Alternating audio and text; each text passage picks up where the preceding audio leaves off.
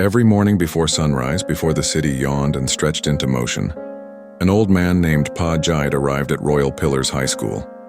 Not as a teacher, not as a principal, but as the janitor. He wore the same faded uniform, pushed the same rusty mop, and cleaned the same cold hallways. The students barely noticed him. Some mocked him. He probably didn't go to school, they whispered. Just an old cleaner with a forgotten life.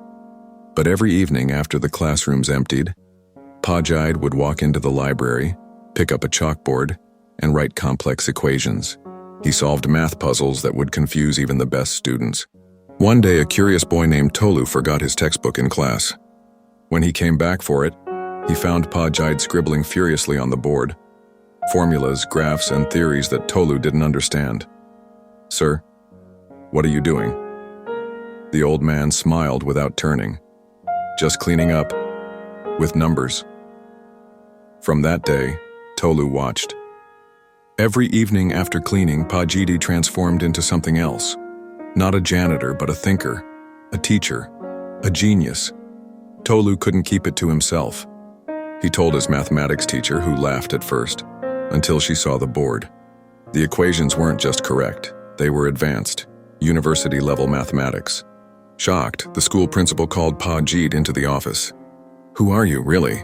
The old man looked down at his hands and said quietly, "Once, I was a professor of mathematics at the university.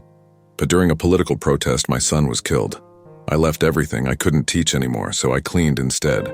It kept me close to learning, even if from the background." Tears filled the principal's eyes. The next week, something changed.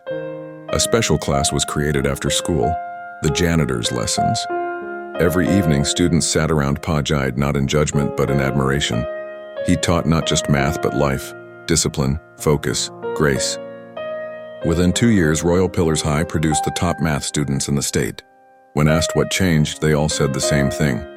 "We stopped walking past wisdom and started sitting with it." Moral of the story: never judge people by their position. Some carry stories deeper than their job title. Wisdom doesn't always wear suits. Sometimes it holds a mop. No knowledge is ever wasted, even in silence. Your purpose can sleep, but it never dies. It waits for you to rise again.